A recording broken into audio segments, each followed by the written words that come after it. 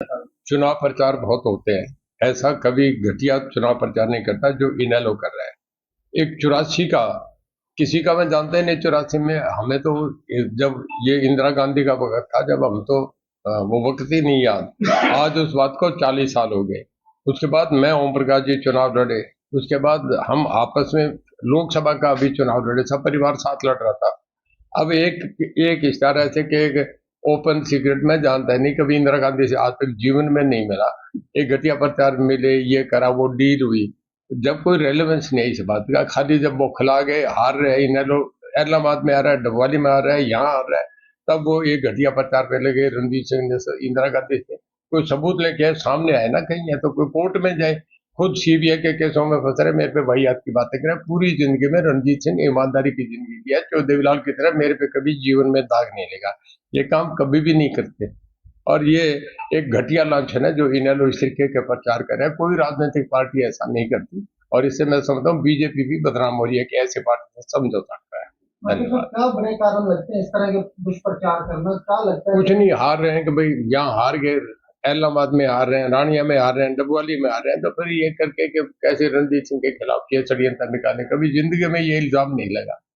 हाँ, कहीं ना कहीं जो रणजीत सिंह जीते नजर आते हैं तो इस तरह की। हाँ, इस तरीके की घटिया हरकतों पे है ना, जिन बातों का बेस नहीं, कुछ आधार नहीं। मैं कोई किसी के खिलाफ लिख के छाप दूं, ये तो बाद में कोर्ट की बात है, मैं देखूंगा इसे कैसे करते हैं, इस पे कुछ बनेगा मैं आगे चलाऊंगा। एक एक कहूंगा कि आप 5 तारीख को चुनाव है, बिना किसी डर के, भय के, अपना बिल्कुल ईमानदारी से 100% वोट इंश्योर करें और लाइन लगा के वोट डाले।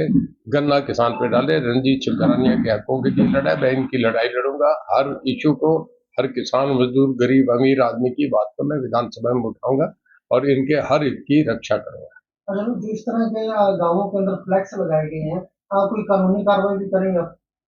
देखिए, जो लग रहा है वो इलेक्शन कमीशन का काम है, उसमें हमारा कुछ नहीं बनता। डायरेक्टली उनके ऑब्जर्वर घूम रहे हैं, जहाँ कुछ है वो अपने हिसाब से कॉस्टिंग करते हैं, उनका काम है। बल्कि फतेह रैली को लेकर के क्या कुछ कहना चाहेंगे? देखिए, हमारी बहुत बड़ी रैली थी कल, सब मीडिया भी वहां था। मेरे ख्याल में 40-50 हजार का इकट्ठ होना इतनी गर्मी में बहुत बड़ा मैसेज था। कल इलेक्शन क्लियर हो गए, डबवाली और रानिया एक तरफा जीत हो। क्या क्या कारण ये भी माना जा सकता है कि दुष्प्रचार का कारण ये फतेह रैली की कामयाबी को लेकर कोई? देखिए, वो तो लगे ही ऐसे काम में रहते हैं, कभी महम कांड कर लिया, कभी ये कर लिया, पूरे जीवन ये रहे। विधानसभा में भी ये रोल है, कभी अच्छा काम एक भी कराए क्या आप देखो, कभी स्पीकर पे, कभी लीडर ऑफ द हाउस पे, कभी लीडर ऑफ द अपोजिशन पे, सब गिनोने काम में लगता है। देखिए, मेरे लोग तय करेंगे, मेरे लोग बहुत समझदार हैं, और मैं भी समझदारी से निर्णय करूंगा। मैंने लोगों के हवाले तो मेरे लोग मुझे कहेंगे वो करूंगा।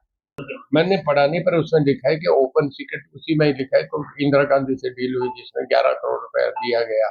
और बेसलेस बातें। 1984 में मैं कहीं राजनीतिक सीन पे भी नहीं था। मैं तो 1987 में एमएलए बना हूँ, 1987 में। 1984 में उन्हें ये पता नहीं, बनारसी दास गुप्ता तो कांग्रेस में थे। बनारसी दास गुप्ता 87 में चौधरीलाल के साथ आए हैं, जो बंसीलाल के राइट हैंड मैन थे। वो थे ही कांग्रेस में, उनके साथ इंदिरा गांधी से मिला। बेकार की बात है, कोई कहानी नहीं थी। तो आपने कहा ये इनेलो दुष्प्रचार कर रही है, क्या ये इनेलो का काम है, बीजेपी ऐसे काम नहीं करती। बीजेपी को तो ये पता लगे तो ऐसे आदमी को दूर करे।